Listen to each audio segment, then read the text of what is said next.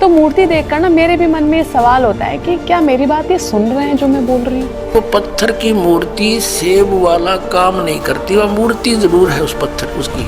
इतने दिनों से मैं आरती कर रही हूँ, दीपक जला रही हूँ, पूजा कर रही हूँ, क्या मेरी बात इन तक पहुँच रही है? अभी बदत है भाई, अभी बदत है, अभी बदत है।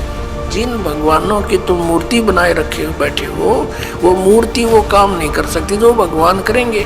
दुख भी हो सकता है, सुख को प्राप्त कर रहे हैं। ये इस जन्म का है हिसाब किताब या फिर पूर्व जन्म का? जैसे कर्म करोगे फल तो मिलेगा ही मिलेगा अवश्य। तो दर्शकों, जिनकी मूर्ति हमने बनाई है वह खुद हमारी मदद करने की शक्ति रखते भी हैं या सिर्फ प्रतीक बनकर रह गए हैं? यह सवाल सिर्फ मेरा ही नहीं, हर उस व्यक्ति का है जो पूजा पाठ व भक्ति करता है। आज हम जीवन के सबसे गहरे रहस्य पर चर्चा करेंगे। सुख व दुख क्यों आते हैं? क्या ये हमारे इस जन्म के कर्मों का फल है या पिछले जन्म की कोई अदृश्य लेखा जोखा? आपके सामने आज हम लाए हैं दो गुण आध्यात्मिक दृष्टिकोण। एक और है डॉक्टर वृंदावन चंद्र दास जी और वही दूसरी ओर है संत रामपाल जी महाराज। जी हाँ, दोनों के विचार आपको सोचने पर मजबूर कर देंगे। वीडियो को पूरा जरूर देखें और हाँ, कमेंट करके जरूर बताएं कि किसका ज्ञान सही है। अगर आप पहली बार हमारे चैनल पर आए हैं तो वीडियो को लाइक करें, चैनल को सब्सक्राइब करें और वीडियो को ज्यादा से ज्यादा शेयर करें। तो चलिए शुरू करते हैं। प्रभु जी, एक बात मुझे और बताइए, जैसे कि हम मंदिर में भी होते हैं, अपने घर के मूर्ति रखी हुई है जो जिस भगवान को मानता है, तो मूर्ति देखकर ना मेरे भी मन में ये सवाल होता है कि क्या मेरी बात ये सुन रहे हैं जो मैं बोल रही हूँ। इतने दिनों से मैं आरती कर रही हूँ, दीपक जला रही हूँ, पूजा कर रही हूँ, क्या मेरी बात इन तक पहुंच रही है? ये कैसे पता चलेगा कि ईश्वर साथ है, ईश्वर सुन रहे हैं? कैसे पता चलेगा? इसमें दो चीजें है। पहले तो ये मानना पड़ेगा कि ईश्वर है और वो मानना मुश्किल है, क्योंकि अगर हम देखते हैं कैमरा को, देखते हैं, कहते हैं ऐसी कैमरा हमारे सामने, कहते हैं क्या दिमाग होगा उस व्यक्ति है इसने कैमरा। अब तो आपने कभी आँख कैमरा देखा? और मैं आपसे कहूँ कि कैमरा बनाने वाला कोई नहीं है, अपने आप कह नहीं दोगे भाई साहब आप एक काम करिए, प्रभु जी बाहर जाइए, आप तो बिल्कुल ही मूर्ख है। इसी तरीके से जब कैमरे के लिए कोई बनाने वाला है तो आँख को बनाने वाला भी कोई हो। कितना जबरदस्त बनाया है आँख को। हाँ जी, आज हम कहते हैं 3D कैमरा आ गया, क्या इन्वेंशन है। तो मैं तो ज़्यादा मजाक में कह था शोज के साथ, मैंने कहा मेरे परदादा के पास भी 3D था। बोले क्यों मजाक करते हो गुरुजी? मैंने ये क्या है, 3D कैमरा है कि नहीं बताइए आप मुझे। अगर ये बंद हो जाए तो ये कैमरा क्या कर लेगा? बिल्कुल सही। तो इसलिए ये पहली चीज तो ये कि ईश्वर तो है। अच्छा, ये जो आज के वक्त पे हम झेल रहे हैं, दुख भी हो सकता है, सुख को प्राप्त कर रहे हैं, ये इस जन्म का है हिसाब किताब या फिर पूर्व जन्म का? मेरे से कई बार लोग पूछते हैं अध्यात्म लेंगे तो मुझे सुख आ जाएगा। मैंने कहा आपका मतलब क्या है? तो उदाहरण दे समझान का तरल उदाहरण है, खड्डे वाली रोड है, उसमें ऑटो से जाइए, पीठ की रीढ़ कट्टी की हालत खराब, मर्सिडीज में जाइए पता नहीं लगता क्योंकि सस्पेंशन सिस्टम बहुत बढ़िया है। तो आध्यात्मिक विज्ञान वो क्या हेल्प करता है? खड्डे आएंगे परंतु महसूस नहीं। क्या बताइए, डॉक्टर क्या करता है? जब आपको एनेस्थीसिया देता है तो पेन खत्म हो जाता है या फीलिंग खत्म हो जाती है?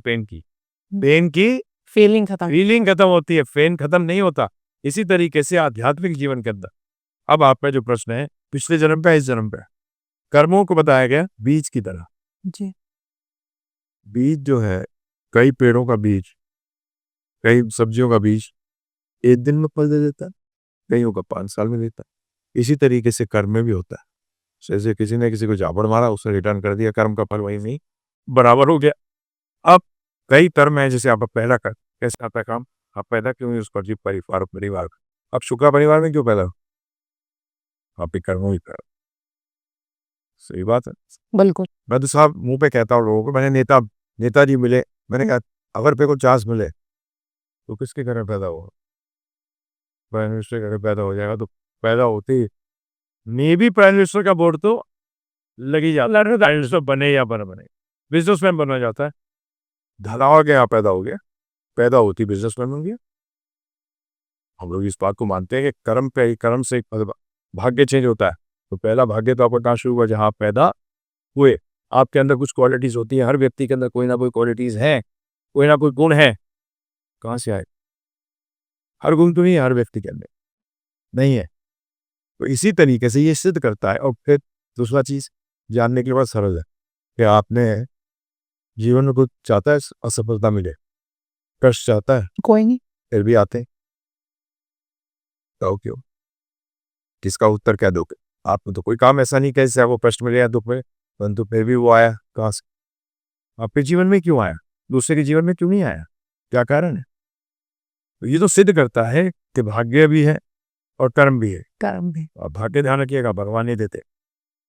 कर्म के फल को भाग्य कहते हैं। भगवान तो ये देखते हैं जैसा करेगा वैसा पाएगा। भक्ति करोगे तो कष्ट आएंगे परंतु महसूस नहीं होंगे। आप गाते भी तो हो आरती के अंदर, भक्तजनों के संकट पर क्षण में दूर करे। अगर आपको कष्ट हो रहे हैं तो भक्त नहीं हो। आप इसको गाली देते हो भगवान को, देखो मैं भक्ति कर रहा हूँ फिर भी कष्ट आ रहे हैं। नहीं, भगवान ने बड़ा क्लियर है, भक्तजनों को एक कष्ट जो है उस क्षण में दूर कर भक्ति करो, देखिए क्षण में दूर हो जाएगी। वो पता चल जाएगी भक्त हो के नहीं है।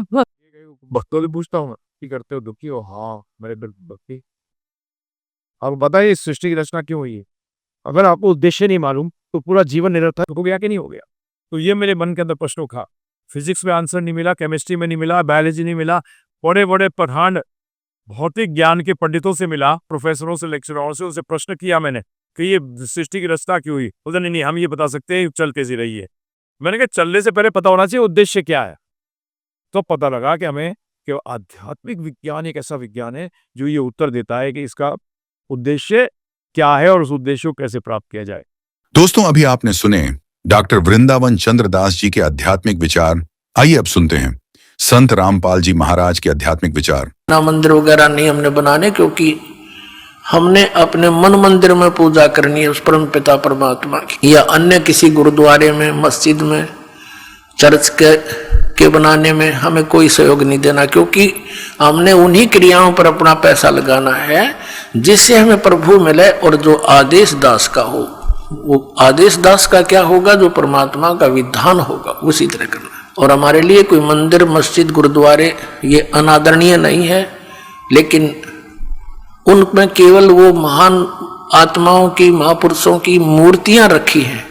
उन मूर्तियों से, या वहां जैसे गुरु ग्रंथ साहिब रखा है, गुरु ग्रंथ साहिब में लिखे वर्णन के आधार से हमने क्रियाएं करने से मोक्ष होगा। केवल किसी गुरुद्वारे के अंदर और गुरु ग्रंथ साहिब को रखकर ही उसका आदर सत्कार करते रहने मात्र से नहीं। आदर सत्कार तो सबका करना। जैसे मूर्ति है, एक सेब की मूर्ति है, सेब की मूर्ति तो प्रेरणा करती है कि ये सेब है, इतना बढ़िया होता है, इसके खाने से क्या लाभ होता है। लेकिन वो पत्थर की मूर्ति सेब वाला काम नहीं करती। वह मूर्ति जरूर है उस पत्थर उसकी, वो अनादरणीय नहीं है, लेकिन वो मूर्ति सेब वाला काम नहीं कर सकती। जिन भगवानों की तुम मूर्ति बनाए रखे बैठे हो, वो मूर्ति वो काम नहीं कर सकती जो भगवान करेंगे। और उन भगवानों से लाभ लेने के लिए उनकी प्राप्ति के मंत्र भी इस दास के पास है, जो सबसे पहले वही दिए जाते हैं जिससे वो आपको कुछ लाभ दे सकेंगे। तो इस कारण से उन मंदिर, मस्जिद, गुरुद्वारों में परमात्मा की खोज में नहीं जाना, ये मनाही है। अब क्या आ गया? प्रश्न आता है कि जैसे ये भी धर्म करते हैं, गुरु बना नहीं रखे, और बना रखे तो नकली बना रखे हैं, उनसे कोई लाभ नहीं होगा। और फिर उनसे भी लाभ होता है, कैसे? और फिर ये भी कहते हैं कि जैसे कर्म करोगे फल तो मिलेगा ही मिलेगा, अवश्य मिलेगा। जैसे आप देखते हो एक कुत्ता बैठा है गाड़ी में, एक कुत्ता गाड़ी में बैठा है, मनुष्य उसका ड्राइवर है, और वो बैठा पछली सीट पे और खिड़की में गन्नू मुंह काट के देख रहा है नो सैर सपट्टे से खूब। अब उस कुत्ते के रहने का एक अलग से रूम, उस रूम में एसी लगे होते आजकल, और महीने में एक बार 2 बार जो है ना वेटरनरी सर्जन उसकी जांच करने आता है, डॉक्टर, और सुंदर शोधित उसको जल और शोधित उसको आहार मिलता है, और उसका रहता कोठी में, और ड्राइवर उसका मनुष्य है आज के दिन। तो उस पुण्यात्मा ने कभी मनमुखी ये दान धर्म किए थे, उन दान धर्मों का फल उसको कुत्ते की योनि में मिल गया। यदि वो मर्यादावत करता, परम संत की शरण लेकर करता, किसी कारण से मोक्ष प्राप्ति ना होती, यहां भी रह जाता, तो उसको वो सुख मिलते जो उसने कुत्ते की योनि में मिले, उसको मनुष्य जीवन में मिलते, वो सुख सारे मिलते किए हुए। और फिर मनुष्य योनि में कभी ना कभी कोई संत भी मिल जाता। अब उसने जैसे जिसने मनमुखी दान किए, धर्म किए, कुत्ते की योनि प्राप्त कर ली।